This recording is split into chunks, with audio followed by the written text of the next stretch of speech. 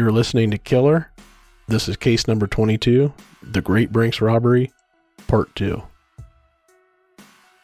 Lock your doors, bolt your windows, and turn off the lights. We're about to begin.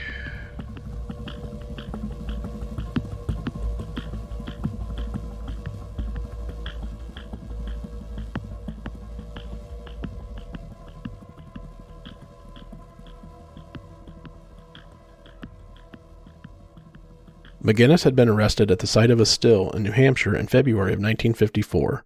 Charged with unlawful possession of liquor distillery equipment in violation of internal revenue laws, he had many headaches during the period in which O'Keefe was giving so much trouble to the gang.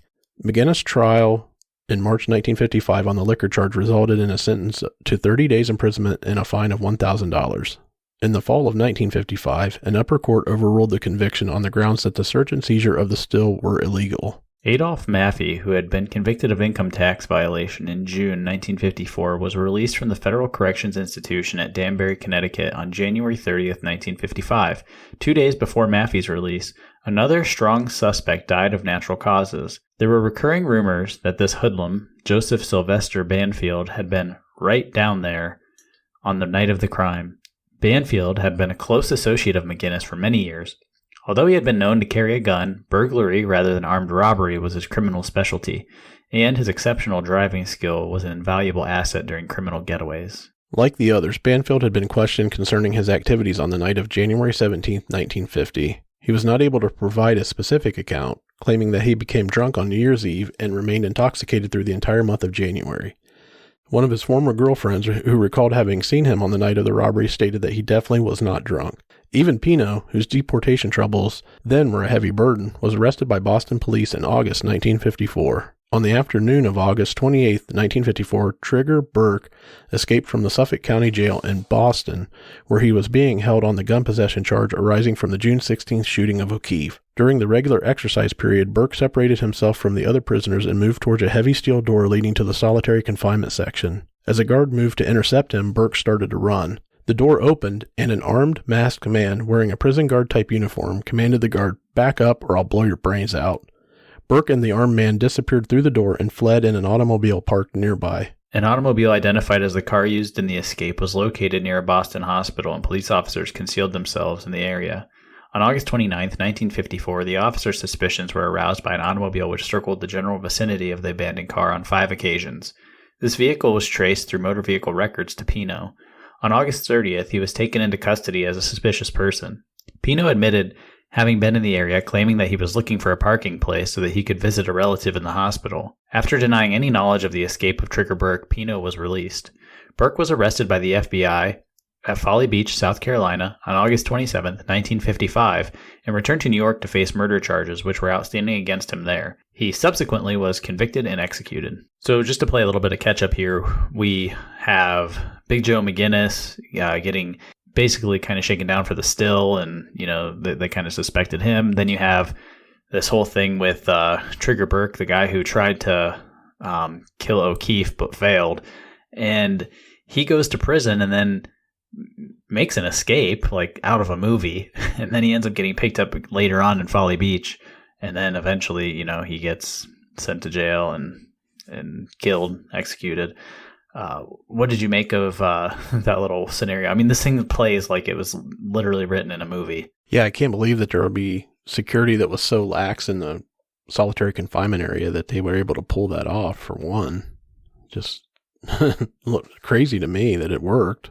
Yeah, it was pretty insane. I mean, you hear about people trying to escape prison, but I feel like we do a lot of these stories, and it seems pretty common in some regard that people are escaping. Yeah, I was just reading back through some of what we covered there. There was a lot that we had to unpack there, but the one guy, I believe, was it Banfield, said he was drunk for an entire month.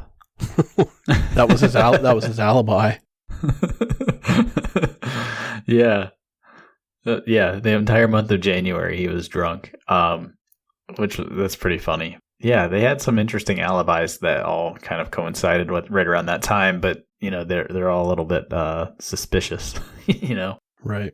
And I'm assuming that Burke, when he was arrested by FBI agents at Folly Beach, that He was then convicted and executed. I'm assuming that's on another crime because he didn't kill O'Keefe. I mean, he shot him a couple times, but that was attempted murder. He didn't. Maybe he was up on another murder charge? Well, yeah, that's what it says. It says he was returning to New York to face murder charges, which were outstanding against him there. So this happened in Boston. So Trigger Burke had some sort of outstanding murder charge against him in New York. In Boston, he tried to kill O'Keefe, got sent to jail, escaped, found in Folly Beach, South Carolina, then was extradited to New York to face the murder charges there. Does that make sense? Yeah. Yep. Okay. Yeah, so it's not in relation to the O'Keefe attempted murder. It's on something separate. During the attempted murder of O'Keefe, he was with another associate. That associate had since disappeared, leading many to believe he was murdered for being associated with O'Keefe. Many believe this weighed on O'Keefe, and he decided to confess in January of 1955, just a few days before the statute of limitations was to run out. He felt that his looming charges for other crimes would lead him to be incarcerated for a long time, and if he was released, he would be murdered. So he decided to talk. He had felt he had no choice. The following is a brief account of the data which O'Keefe provided the special agents in January of 1956, taken directly from the FBI's website. Although basically the brainchild of Pino, the Brinks robbery was the product of the combined thought and criminal experience of men who had known each other for many years. Serious consideration originally had been given to robbing Brinks in 1947 when Brinks was located on Federal Street in Boston. At that time, Pino approached O'Keefe and asked if he wanted to be in on the score. His close associate, Stanley Gascoria, had previously been recruited, and O'Keefe agreed to take part. The gang at that time included all of the participants in the January 17, 1950 robbery except Henry Baker. Their plan was to enter the Brinks building and take a truck containing payrolls. Many problems and dangers were involved in such a robbery, and the plans never crystallized. In December of 1948, Brinks moved from Federal Street to 165 Prince Street in Boston. Almost immediately, the gang began laying new plans. The roofs of buildings on Prince and Snow Hill Streets soon were alive with inconspicuous activity as the gang looked for the most advantageous sites from which to observe what transpired inside of Brinks' office. Binoculars were used in this phase of the casing operation. Before the robbery was carried out, all the participants were well acquainted with the Brinks premises. Each of them had surreptitiously entered the premises on several occasions after the employees had left for the day. During their forays inside the building, members of the gang took the lock cylinders from 5 doors, including the one opening onto Prince Street. While some gang members remained in the building to ensure that no one detected the operation, other members quickly obtained keys to fit the locks. Then the lock cylinders were replaced. Investigation to substantiate this information resulted in the location of the proprietor of a key shop who recalled making keys for Pino on at least 4 or 5 evenings in the fall of 1949. Pino previously had arranged for this man to keep his shop open beyond the normal closing time on nights when Pino requested him to do so. Pino would take the locks to the man's shop and keys would be made for them. This man subsequently identified locks from the doors which the Brinks gang had entered as being similar to the locks which Pino had brought him. This man claimed to have no knowledge of Pino's involvement in the Brinks robbery. Each of the 5 lock cylinders was taken on a separate occasion. The removal of the lock cylinder from the outside door involved the greatest risk of detection. A passerby might notice that it was missing. Accordingly, another lock cylinder was installed until the original one was returned. Inside the building, the gang members carefully studied all available information concerning Brinks' schedules and shipments. The casing operation was so thorough that the criminals could determine the type of activity taking place in the Brinks offices by observing the lights inside the building, and they knew the number of personnel on duty at various hours of the day. A few months prior to the robbery, O'Keefe and Gascoria surreptitiously entered the premises of a protective alarm company in Boston and obtained a copy of the protective plans for the Brinks building. After these plans were reviewed and found to be unhelpful, O'Keefe and Gascoria returned them in the same manner. McGinnis previously had discussed sending a man to the United States Patent Office in Washington, D.C. to inspect the patents on the protective alarms used in the Brinks building. Considerable thought was given to every detail. When the robbers decided that they needed a truck, it was resolved that a new one must be stolen because a used truck might have distinguishing marks and possibly would not be in perfect running condition. Shortly thereafter, during the first week of November, a 1949 green Ford stake body truck was reported missing by a car dealer in Boston. During November and December of 1949, the approach to the Brinks building and the flight over the getaway route were practiced to perfection. The month preceding January 17, 1950, witnessed approximately a half-dozen approaches to Brinks. None of them materialized because the gang did not consider the conditions to be favorable. During these approaches, Costa, equipped with a flashlight for signaling the other men, was stationed on the roof of a tenement building on Prince Street overlooking Brinks. From this lookout post, Costa was in a position to determine better than the men below whether conditions inside the building were favorable to the robbers. The last false approach took place on January 16, 1950, the night before the robbery. At approximately 7 p.m. on January 17, 1950, members of the gang met in the Roxbury section of Boston and entered the rear of the Ford stake body truck. Banfield, the driver, was alone in the front. In the back were Pino, O'Keefe, Baker, Faherty, Maffey, Gascoria, Michael Vincent Gagan, and Thomas Francis Richardson. Gagan and Richardson, known associates of other members of the gang, were among the early suspects. At the time of the Brinks robbery, Gagan was on parole, having been released from prison in July 1943 after serving 8 years of a lengthy sentence for armed robbery and assault. Richardson had participated with Faherty in an armed robbery in February of 1934. Sentenced to serve from 5 to 7 years for this offense, he was released from prison in September 1941. When questioned concerning his activities on the night of January 17, 1950, Richardson claimed that after unsuccessfully looking for work, he had several drinks and then returned home. Gagan claimed that he had spent the evening at home and did not learn of the Brinks robbery until the following day. Investigation revealed that Gagan, a laborer, had not gone to work on January 17th or 18th, 1950. During the trip from Roxbury, Pino distributed Navy-type pea coats and chauffeur's caps to the 7 men in the rear of the truck. Each man was also given a pistol and a Halloween-type mask. Each carried a pair of gloves. O'Keefe wore crepe-soled shoes to muffle his footsteps.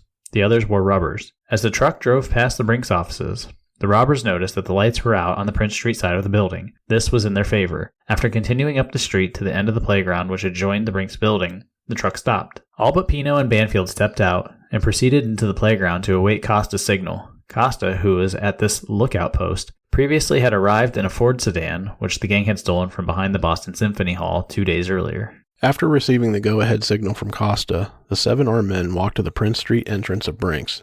Using the outside door key they had previously obtained, the men quickly entered and donned their masks. The other keys in their possession enabled them to proceed to the second floor where they took the 5 Brinks employees by surprise. When the employees were securely bound and gagged, the robbers began looting the premises.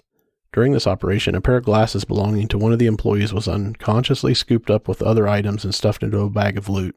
As this bag was being emptied later that evening, the glasses were discovered and destroyed by the gang. The robbers' carefully planned routine inside Brinks was interrupted only when the attendant in the adjoining Brinks garage sounded the buzzer. Before the robbers could take him prisoner, the garage attendant walked away. Although the attendant did not suspect that the robbery was taking place, this incident caused the criminals to move more swiftly. Before fleeing with the bags of loot, the 7 armed men attempted to open a metal box containing the payroll of the General Electric Company. They had brought no tools with them, however, and were unsuccessful. Immediately upon leaving, the gang loaded the loot into the truck, which was parked on Prince Street near the door. As the truck sped away, with 9 members of the gang, and Costa departed in the stolen Ford sedan, the Brinks employees worked themselves free and reported the crime. Banfield drove the truck to the house of Maffey's parents in Roxbury. The loot was quickly unloaded and Banfield sped away to hide the truck. Gagan, who was on parole at the time, left the truck before it arrived at the home in Roxbury where the loot was unloaded. He was certain he would be considered a strong suspect and wanted to begin establishing an alibi immediately. While the others stayed at the house to make a quick count of the loot, Pino and Faherty departed. Approximately 1.5 hours later, Banfield returned with McGinnis. Prior to this time, McGinnis had been at his liquor store. He was not with the gang when the robbery took place. The gang members who remained at the house of Maffey's parents soon disappeared to establish alibis for themselves. Before they left, however, approximately $380,000 was placed in a coal hamper and removed by Baker for security reasons. Pino, Richardson, and Costa each took $20,000, and this was noted on a score sheet. Before removing the remainder of the loot from the house on January 18, 1950, the gang members attempted to identify incriminating items. Extensive efforts were made to detect pencil markings and other notations on the currency, which the criminals thought might be traceable to Brinks. Even fearing the new bills might be linked with the crime, McGinnis suggested a process for aging the new money in a hurry. On the night of January 18, 1950, O'Keefe and Gascoria received $100,000 each from the robbery loot. They put the entire $200,000 in the trunk of O'Keefe's automobile. Subsequently, O'Keefe left his car and the $200,000 in a garage on Blue Hill Avenue in Boston. During the period immediately following the Brinks robbery, the heat was on O'Keefe and Gascoria. Thus, when he and Gascoria were taken into custody by state authorities during the latter part of January 1950, O'Keefe got word to McGinnis to recover his car and the $200,000 which it contained. A few weeks later, O'Keefe retrieved his share of the loot. It was given to him in a suitcase which was transferred to his car from an automobile occupied by McGinnis and Banfield. Later, when he counted the money, he found the suitcase contained $98,000. He had been shortchanged $2,000. O'Keefe had no place to keep so large a sum of money. He told the interviewing agents that he trusted Maffey so implicitly that he gave the money to him for safekeeping. Except for $5,000, which he took before placing the loot in Maffey's care, O'Keefe angrily stated that he was never to see his share of the Brinks money again. While Maffey claimed that part of the money had been stolen from its hiding place and that the remainder had been spent in financing O'Keefe's legal defense in Pennsylvania, other gang members accused Maffey of blowing the money O'Keefe had entrusted to his care. O'Keefe was bitter about a number of matters. First, there was the money. Then there was the fact that so much dead wood included McGinnis, Banfield, Costa, and Pino were not in the building when the robbery took place. O'Keefe was enraged that the pieces of the stolen Ford truck had been placed in the dump near his home, and he generally regretted having become associated at all with several members of the gang. Before the robbery was committed, the participants had agreed that if anyone muffed, he would be taken care of. O'Keefe felt that most of the gang members had muffed. Talking to the FBI was his way of taking care of them all. There's a lot there to sift through. So O'Keefe is in FBI custody at this point. He's saying, essentially, hey guys, I'm going to rat on everyone here because, screw you guys. I feel like I'm getting screwed, and so I'm going to give it to you one last time. And so he goes through and details the entire robbery. So I know we talked a lot about some of these details in part one of this case, but this is coming directly from the confessions of O'Keefe himself. And I considered them to be very, very factual, and I think the law enforcement did as well. I don't think he had any reason to really make any of this stuff up, at this point going forward. What did you make of all of this after it kind of unfolded? Like, what parts of this are you taking away and thinking, like, holy cow? Yeah, well, not only was O'Keefe basically giving them the middle finger because he thought he was being shortchanged and wasn't being handled as an equal partner in the crime, he came right out and said, if they let me out of jail, I'm dead, so why not talk?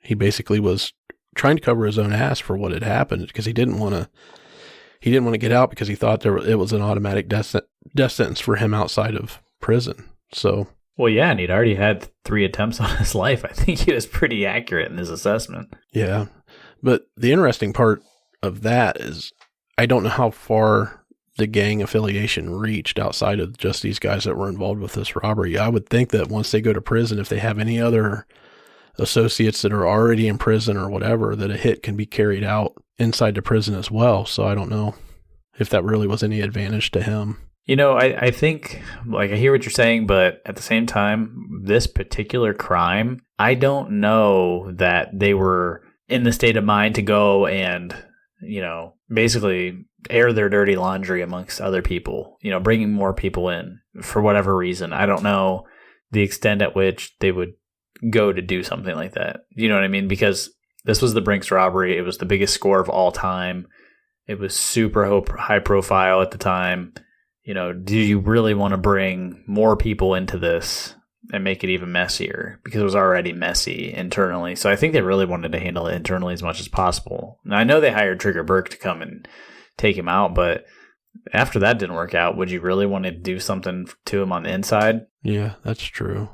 Another thing I found really interesting was he decided to spill his guts, just a few days before the statute of limitations was up? What had happened if he would have just stalled for a few days and then spilled his guts? Because they couldn't have, if it was a true statute of limitations in the manner or the fact that, they can no longer be convicted of the crime of robbery, he could have just served out the rest of a sentence for whatever he was picked up from before and been done with it. Yeah, 100%. I think part of it was he was trying to...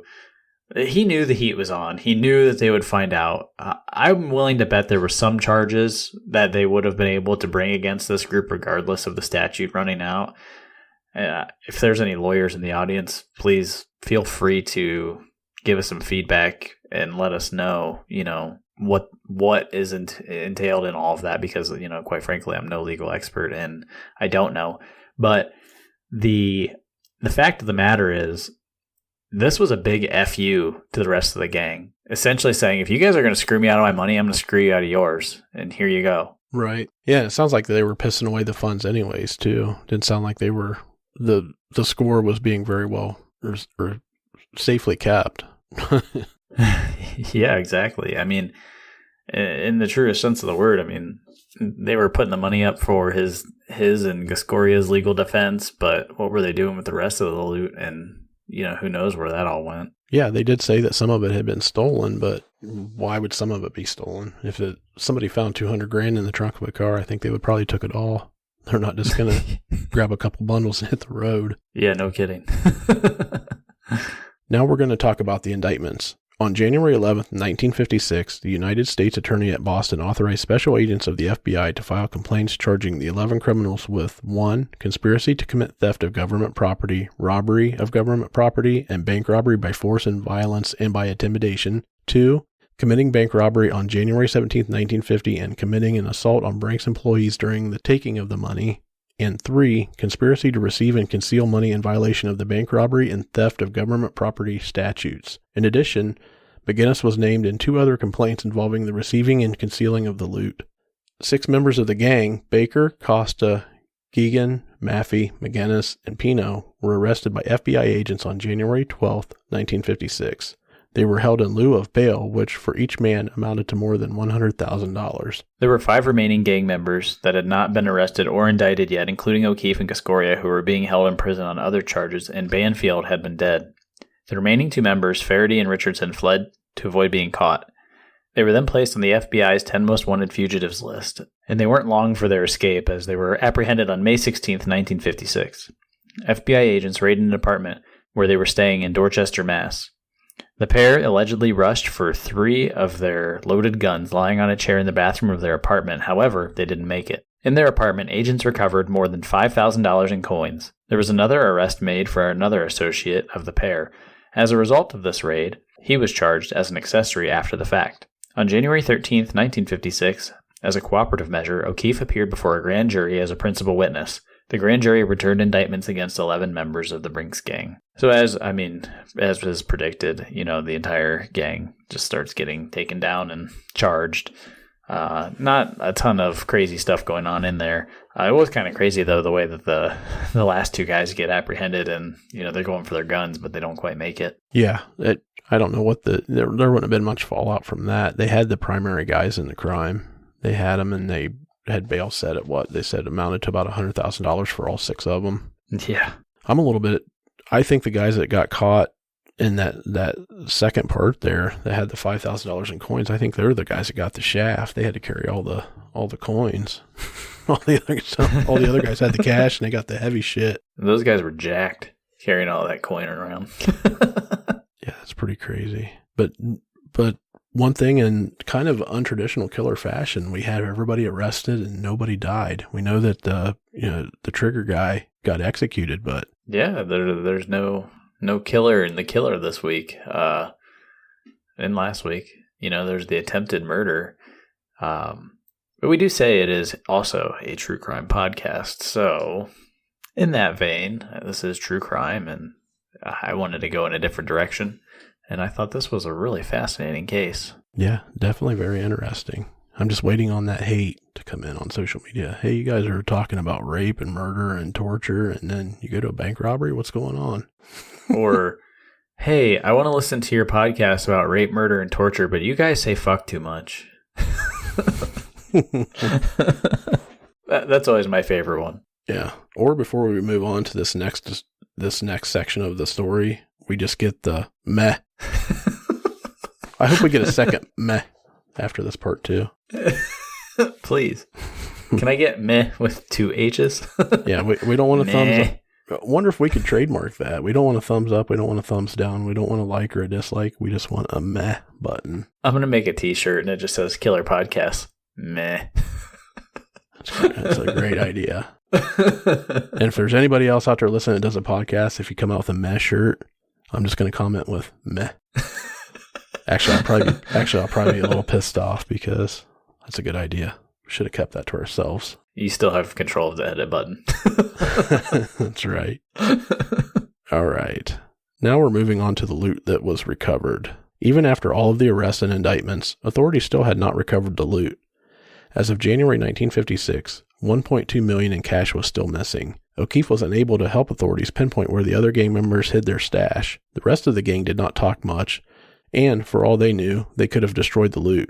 In June of 1956, an unexpected development occurred in the case. Around 7:30 p.m. on June 3rd, a Baltimore, Maryland police officer was approached by the operator of an amusement arcade. He thought someone had just passed him a counterfeit $10 bill. The officer examined the bill and noticed it was a Federal Reserve note and in musty condition. The operator had followed the man who gave him that bill to a local tavern and informed police of his whereabouts. The man that was followed was a small-time criminal in the Boston underworld. He He was questioned, and while the officer and the operator were talking to him, he reached into his pocket and quickly withdrew his hand again. 2 officers watching the exchange noticed the maneuver and grabbed the man's hand, only to see a roll of money fall out of his hand. He was taken into police custody, and at the police station he was searched, and he was found to be carrying more than $1,000 and $860 in musty bills. Police called in a Secret Serviceman to inspect the money, and he found that it was not counterfeit. The hoodlum told officers that he had more bills in his hotel room and that he had found the money. He told authorities that he was a contractor in Boston, and while working on the foundation of a home, he found the bills in a plastic bag in April of 1956.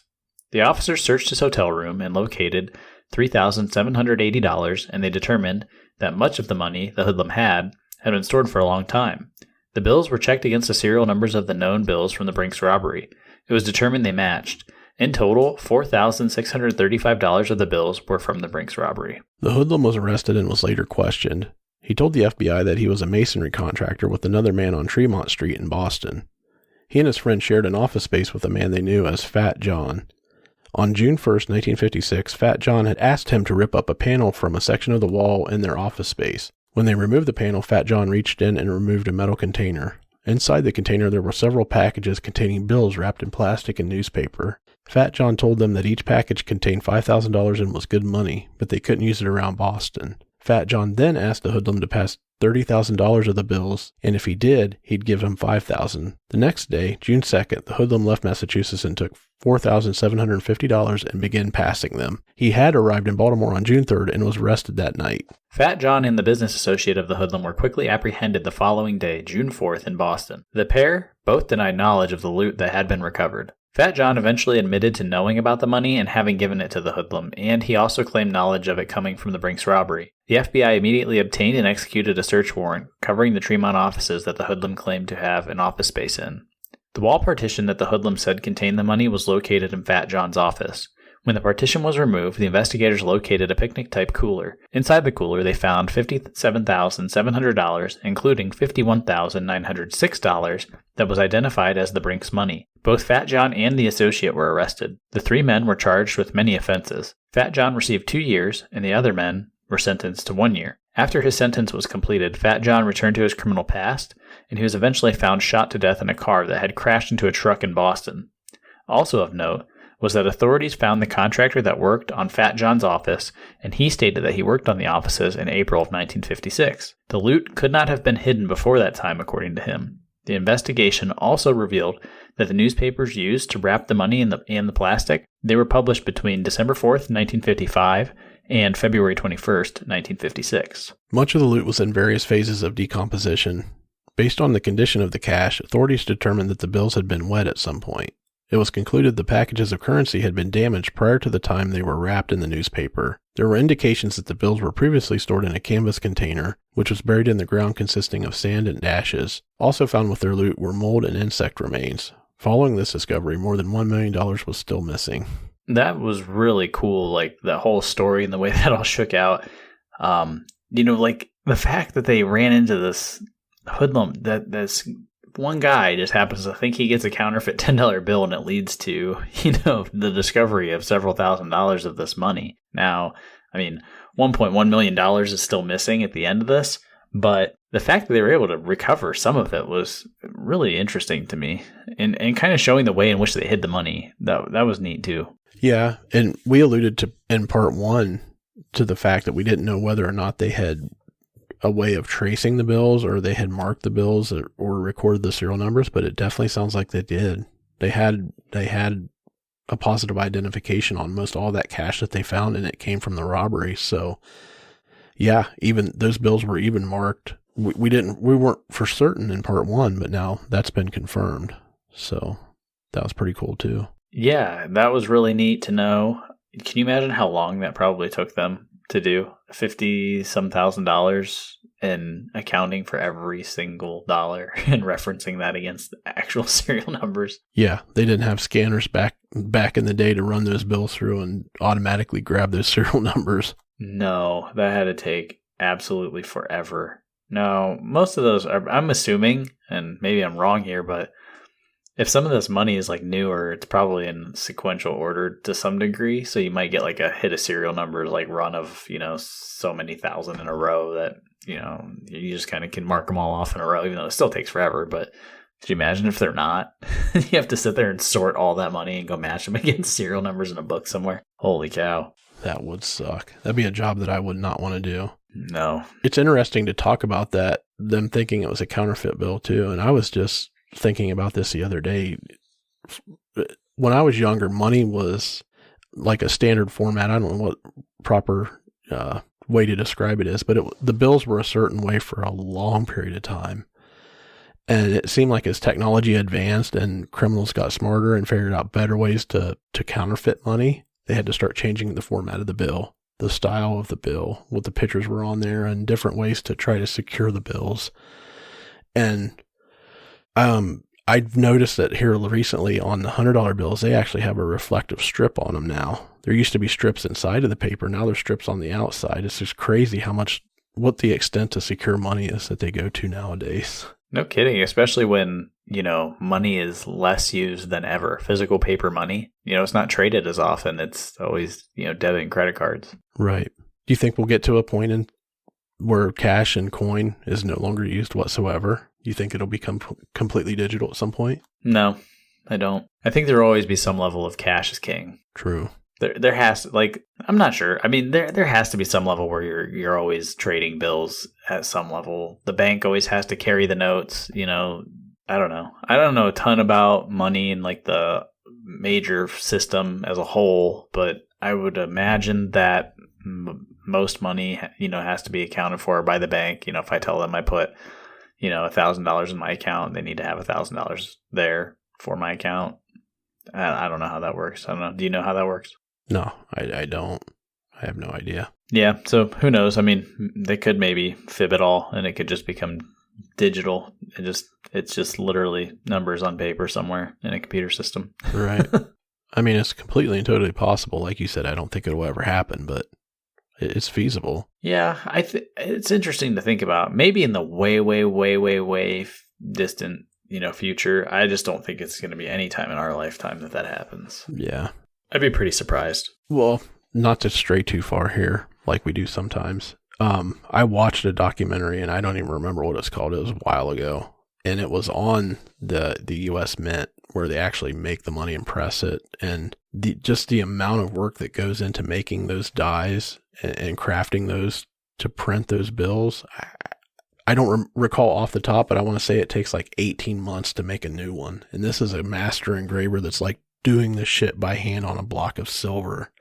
It was it was insane. That's awesome. The amount of effort that they go to try to make that money as unique as possible. There's only one company that makes the paper. I think there was only one company that makes the die that goes into printing the bill. Then there's this one master set of dies that they make for each level or denomination, and each of those dies takes that dude 18 months to hand carve or something ridiculous like that. I may be a little bit off, but it was something just completely crazy. Well, yeah, and that's probably for traceability too. If you only have one company handling it, one company doing it, it's a lot harder to copy it, a lot easier to track leaks. If somebody were to leak out, like say the quote unquote recipe, if you will, for right. whatever dyes they're putting in there.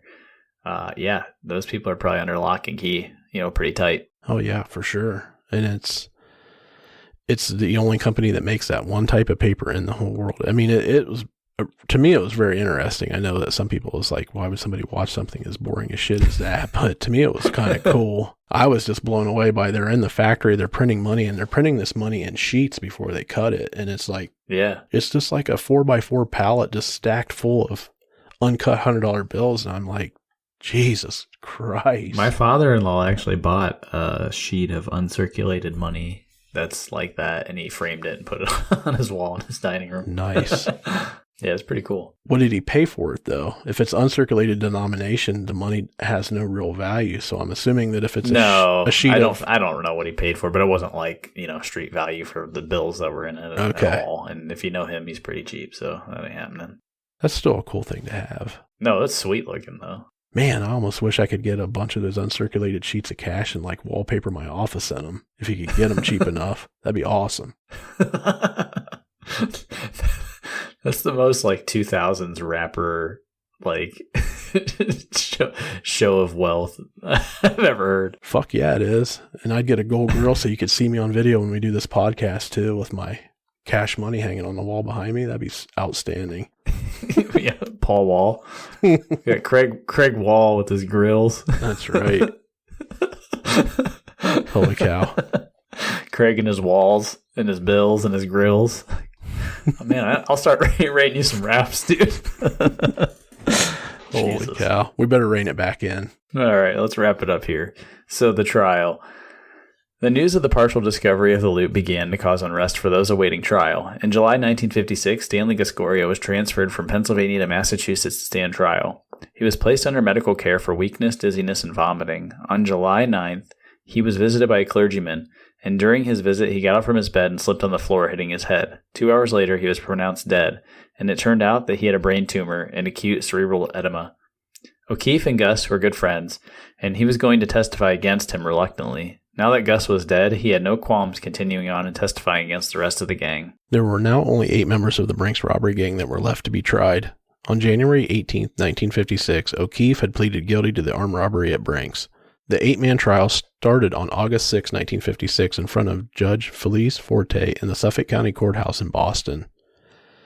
The defense tried to file motions to delay the trial, however, they were all denied, and the trial began in front of a jury on August 7th. Over 100 people took the stand as witnesses for the prosecution and defense during September 1956. O'Keefe's testimony was the most important, as he gave the exact details and described every man's role in the heist. At 10:25 p.m. on October 5, 1956, the jury met to weigh the evidence. In just 3.5 hours, they returned a guilty verdict on all 8 men. Sentencing was carried out by Judge Forte on October 9, 1956. Pino, Costa, Maffei, Gagan, Faraday, Richardson, and Baker all received life sentences for robbery, 2-year sentences for conspiracy to steal, and sentences of 8 to 10 years for breaking and entering at night.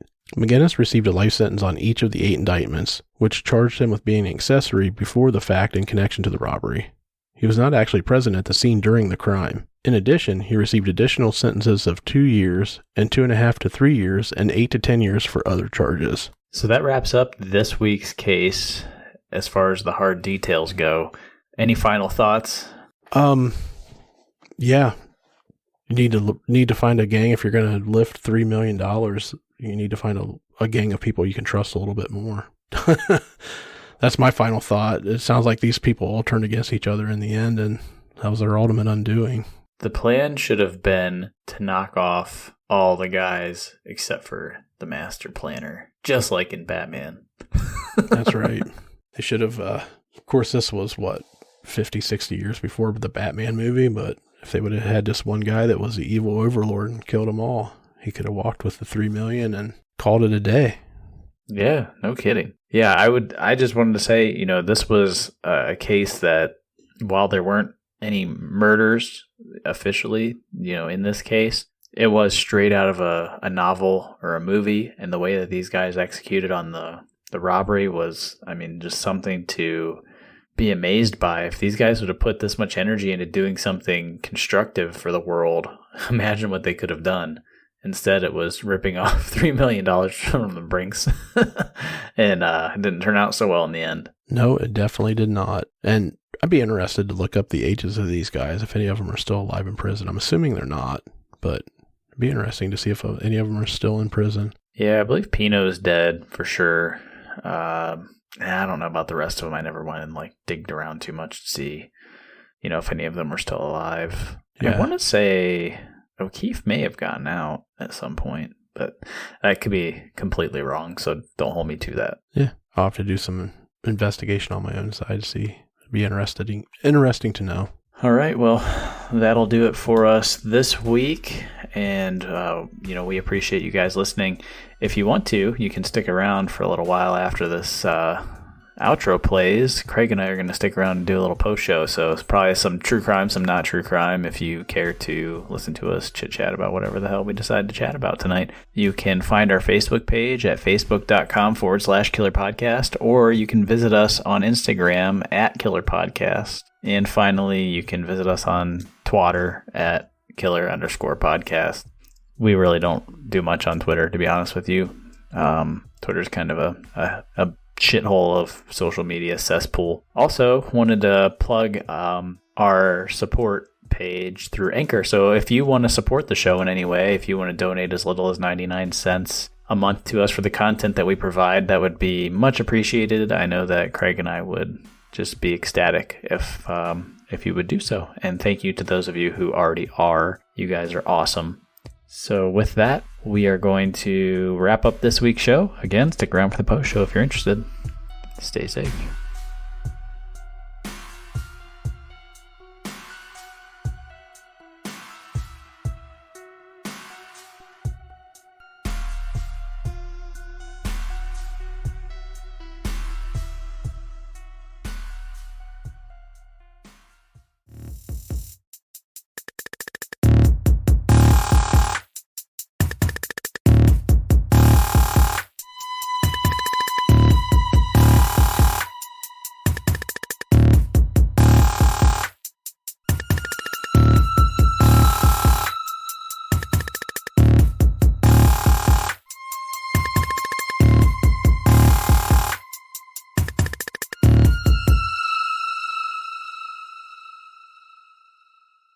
Welcome to the Killer Post Show. You're here with Craig and David as we sit here and shoot the shit about whatever we feel like. Hey man, so yeah, that was a pretty crazy case that we just covered, and quite honestly, that was it was awesome. I really enjoyed that one. I thought it was different, and I thought it was really cool. Yeah, and like we discussed during the rundown, a little bit different of a spin from what we've done here previously. A lot of our cases have been pretty heinous: torture, murder, rape. So this was a breath of fresh air to me. I liked it. Yeah, I liked it too. It was really fun to write it, research it, and do all of that fun stuff. But now we get to talk about something else, whatever else we feel like. So, I was thinking, I had said to you, hey, do you want to do a little post show? This week, and you're like, yeah, sure. What do you want to talk about? I'm like, I really don't know. We'll figure it out later. But when I was thinking about it, one thing I did want to talk about, which is sort of, what is true crime related, was there's been a lot of various true crime documentaries that have hit Netflix in recent months that have been pretty interesting, to say the least. One of which was Abducted in Plain Sight. So I know this has been out for a while, and I'm assuming most of our audience has already watched this Abducted in Plain Sight, and I haven't watched it in a while, so I'm not going to go give you the blow by blow here, but what were your overall impressions of Abducted in Plain Sight? Well, I have a few. Some of them, it was a crazy case. I mean, it's been a while since I watched it, just like you said as well, so I don't recall every episode minute by minute, but just the overall what happened in that case, it still blows me away and blows my mind that a family of a young daughter, teenage daughter, would allow to happen what did happen and go along with this guy. And B, not only was the guy having an affair with his wife, but he was also rubbing one out for him on the side too. I mean, it's just, but yeah, I don't know what else to say. That was seriously the craziest story I've ever heard. Like, I didn't even believe it. Like the way that this is going on, it just sounded completely made up. So not to mention, the fact that this dude moved in, was the name B, I think? And B moves in, and he's like this dude who shows up, and these people are all Mormons, by the way. I don't know if, everyone caught that, but they are all Mormon. They all go to the same church and do this, whole thing.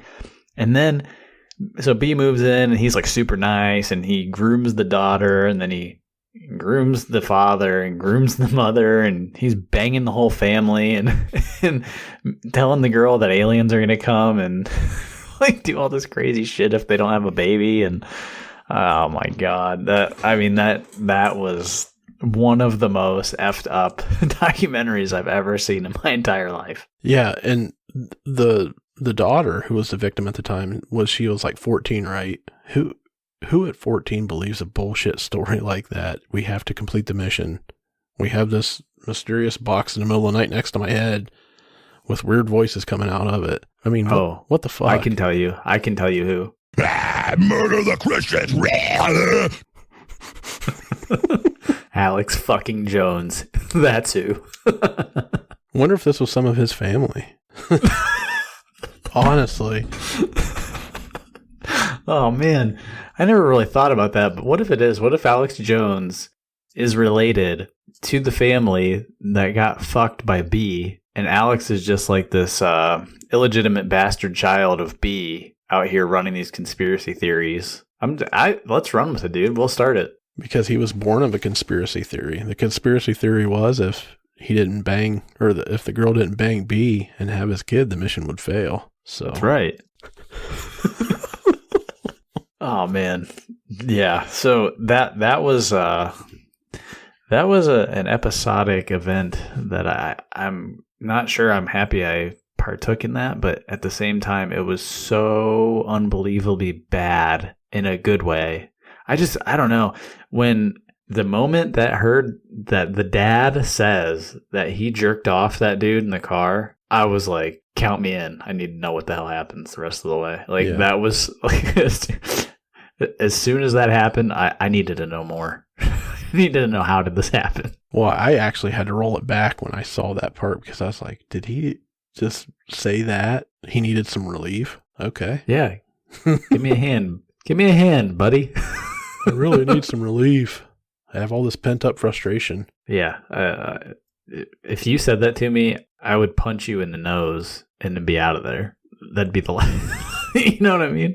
Like, if you're like, hey, dude, I need some relief. Can you help me out? Be like, yeah, I'll knock your ass out. That's about the relief you're going to get. It'll be a relief to you if you wake up after this ass beating. Yeah, no kidding. Wow. You'll be relieved that you're not dead. Yeah, that would, oh man, that was, like, I still can't. I just, no. It brings back so many memories and thoughts all at the same time that I just can't get them out. Yeah, it was, like you said, I don't know if I would even recommend that documentary to anybody. I mean, it was interesting in how it played out, and it was... Oh, I recommend it 100%. I recommend this documentary because it's so fucking nuts.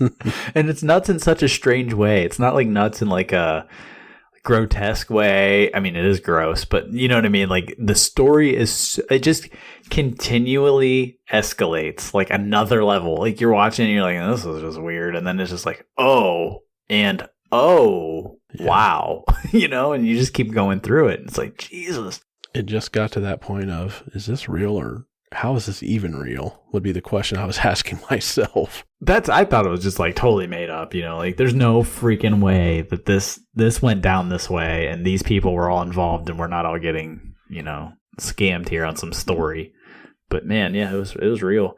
The other one that you and I both watched was the Ted Bundy tapes. So give me your take on that one. For me, there was a lot of new information there that I learned along the way, because I really had never studied the Bundy case in great detail. But I actually, when all of that shit went down, I was still pretty young, but I still remember a lot of it from news reports when he was getting arrested and things like that. So I lived some of it personally from, you know, the media standpoint at that time, which the only media we had at that time was the news, what they were reporting. But I mean, I thought it was well done. I think it was sensationalized a lot. I mean, he was a very heinous serial killer, but you know, I think they beat a dead horse a lot with his case. Yeah. So I wasn't that impressed, to be honest with you. There wasn't really a whole lot that came from that in which I was like, oh wow, you know, this is like some great revelation of something or other. Like, I don't know. It just seemed like it seemed like why to me, honestly. Yeah, I think the craziest thing for me was, and something that I didn't know. I mean, I knew of his arrest when it happened back in the day, and I remember his execution and all that stuff that they were talking about on the news. But a lot of the finer details about his, you know, his past life I thought was interesting. You know, his college, when he got out of high school, went to college, and he got real involved in the political scene, and then things went south from there. But it was he was very interested in that one girl that he was dating for a while, and then that kind of went south, and it kind of had that overtone of the Golden State Killer, that Bonnie did Joseph James D'Angelo wrong, and he went off on a tangent and just went completely crazy. I'm not saying that that's what started his, killing spree and rape and, ransacking, but, Bundy had a similar incident where somebody broke his heart too. Yeah, and, it is glamorizing these people, like a lot of what we're doing and a lot of, the true crime documentaries, they do kind of glamorize these people, and you have to admit that and be honest about it, because it does in a way. I, for one, am fascinated by the fact that these people can go out there and do these kinds of things and then act like normal, like Ted Bundy did. Then you have the guys who do it and they're just complete maniacs. It's just crazy, like the broad spectrum in the ways that these people can behave while simultaneously being killers. Like that's the psychology of a killer is very fascinating to me. So that's kind of why I can go and read and research this stuff while having zero tendencies in that, in that regard. Like I have like no anger issues, I'm not like that at all. And so that's part of what really fascinates me by about these people. Yeah, for sure. Have you watched any, it's kind of a documentary of sorts too, but have you watched that? I think it's on Headline News Channel. They have the new episode that's called Very Scary People. They've had a couple decent episodes on about some of these guys on there. No, I haven't. I've only been able to watch a couple of the episodes, but they did cover Manson and everything that he did, and I can't think of some of the other one. Eileen Wuornos, she's a pretty famous female serial killer. Yeah, I did see something about that, but I never actually watched it. I don't have proper cable anymore, so I don't really watch a lot of the stuff that comes out on like the regular channels. Mm-hmm. Yeah, I don't have proper cable anymore either, but luckily YouTube TV still has Headline News and some of the other ones, so I still get to watch Forensic Files and all those shows. Yeah, I don't have anything right now that's like any type of like cable subscription. I had DirecTV Now for a while, and then I got rid of that because I wasn't watching it. And yeah, pretty much watch Netflix and listen to podcasts and radio. That's about it. Yeah, that's cool. Well, there was one last thing I wanted to touch on before we wrap up, and that was the finale to Game of Thrones. Oh, this is completely random. Yeah, this is not in the vein of serial killer podcasts. Where are you at with the way that this season ended and the series ended, for that matter? I liked the second to last episode much better than I did this final episode. I kind of already had predicted that Jon Snow was going to kill her. I didn't know how it was going to play out after he did that. But, all of the epic characters that died the week before, like the Hound and some of those other characters, I thought it was a better episode. Yeah, the Hound died in a way that was pretty cool. The rest of everybody died in weird ways. Like, I don't know why they only decided they were going to do 6 episodes, because this season should have really been two seasons. It should have been the season where they prepare and fight the Night King, and then they should have had the last season be where they prepare and fight Cersei. They should not have done this in this really rushed and convoluted way where it was so boring for 2 episodes. Then they battled. The battle was shot terribly. It was too dark. It was really hard to see. I agreed with a lot of those complaints. The battle was pretty meaningless because it was taking place before the battle for Westeros. You kind of knew they weren't going to kill anybody super important because, they were going to go fight Cersei, and that was going to be way more important.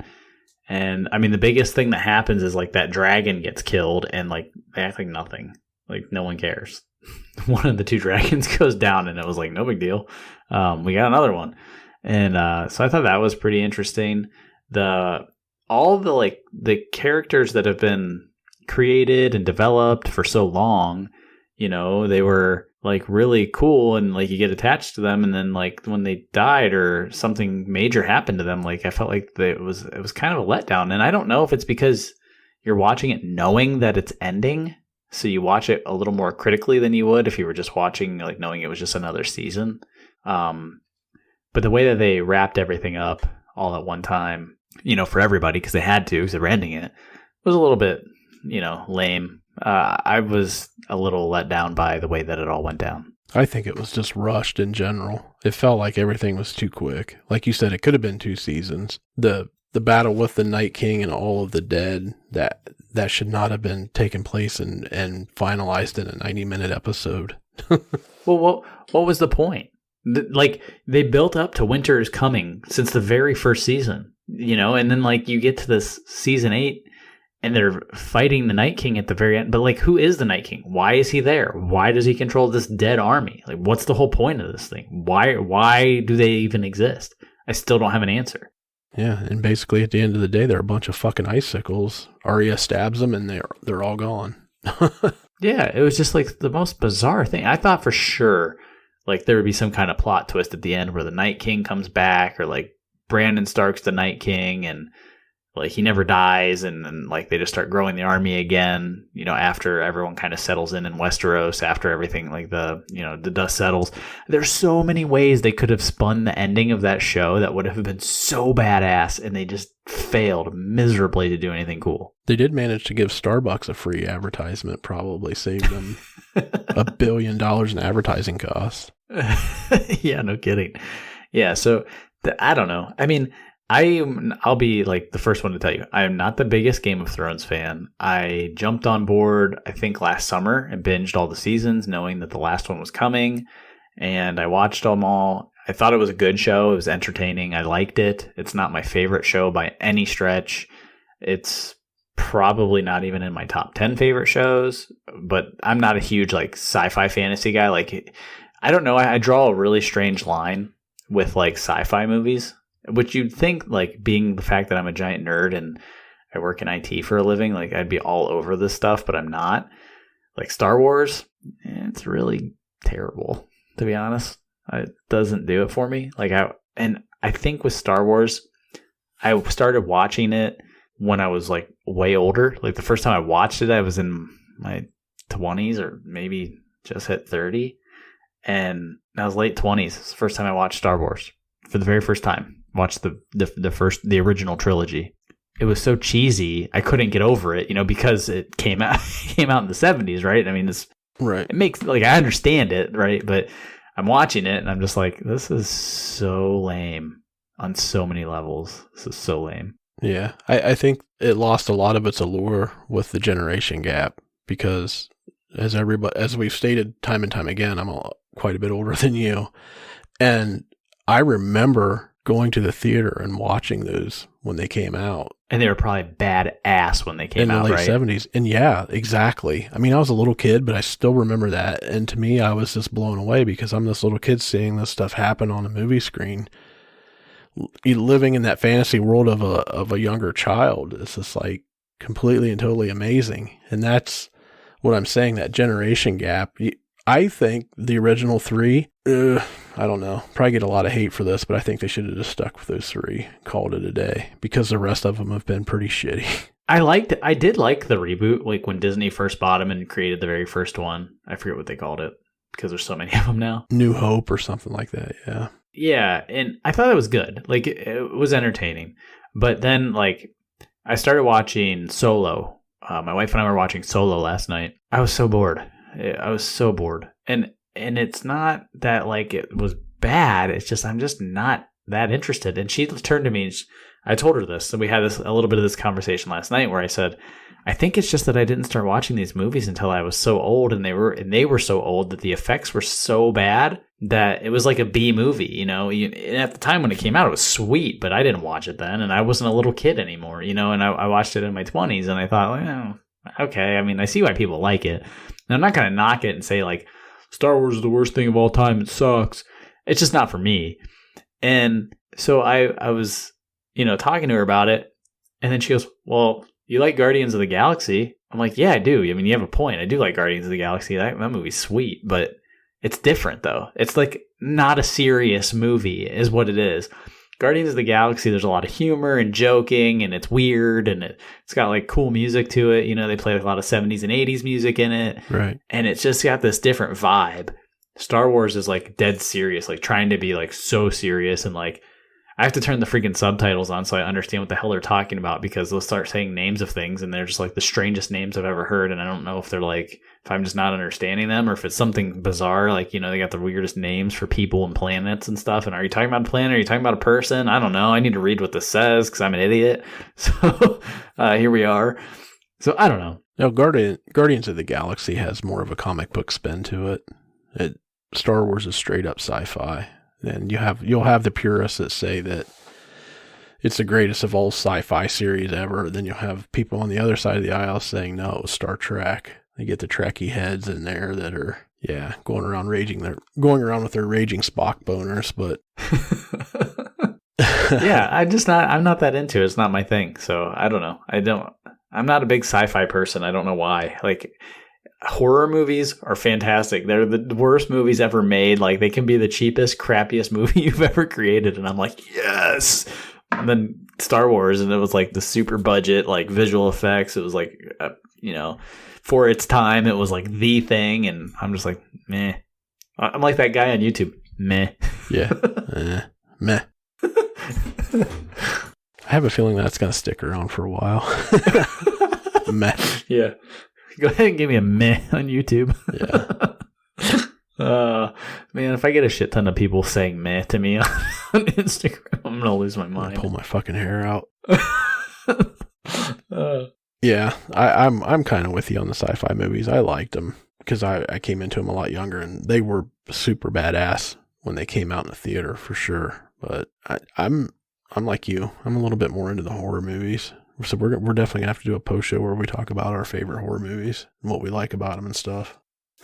Yeah, I mean, I know I've professed my love for the Halloween series a million times on here, so we can talk about that. We can talk about all the various other different horror movies that I've watched. I watched quite a few of them. And we were joking earlier, we'll have to do a podcast on Beavis and Butthead because we were watching the old episodes of that not too long ago, and I don't know. I have the strangest taste in entertainment. I realize probably you might be the only other person that has a similar taste in the things that I watch. Like the pattern, I don't know, it makes no sense to almost everybody else. Yeah, but no, I'm totally down for a Beavis and Butthead podcast. People will probably say, like, these guys aren't serious at all. Look at these ass wipes. What are they doing?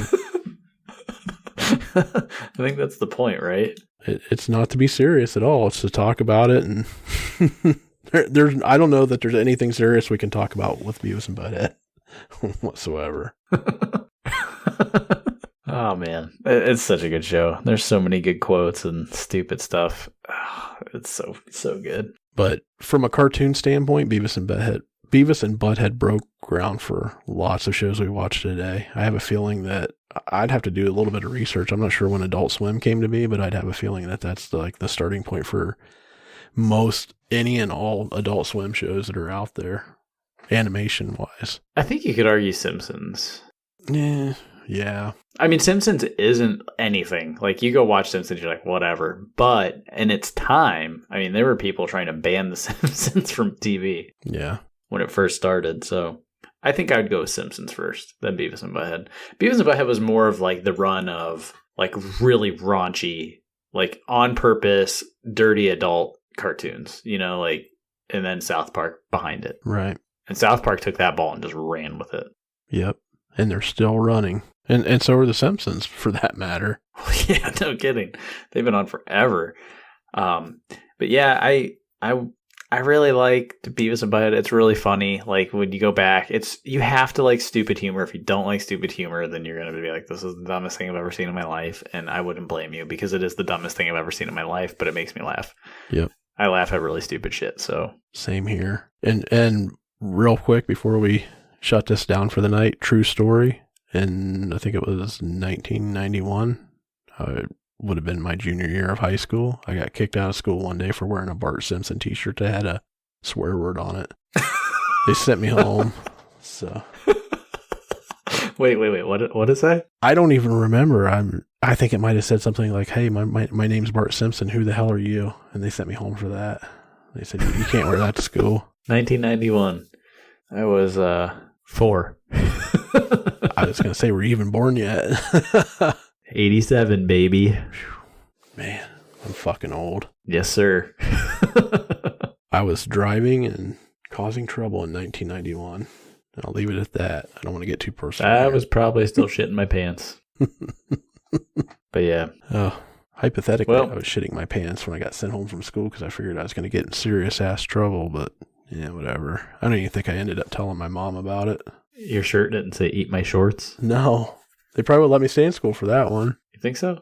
Said the hell word. HE double hockey stick. Go home, Stitzline. Can't wear that to school. Oh, man. That's so funny. Well, that'll do it this week. Everybody else, we'll see you next time. Feel free to hit us up with your take on anything we talked about in the post show. So how you felt about these true crime docs we talked about and or Game of Thrones finale. What were your thoughts? Hit us up. Let us know. And we may read your comments next week. All right, everybody.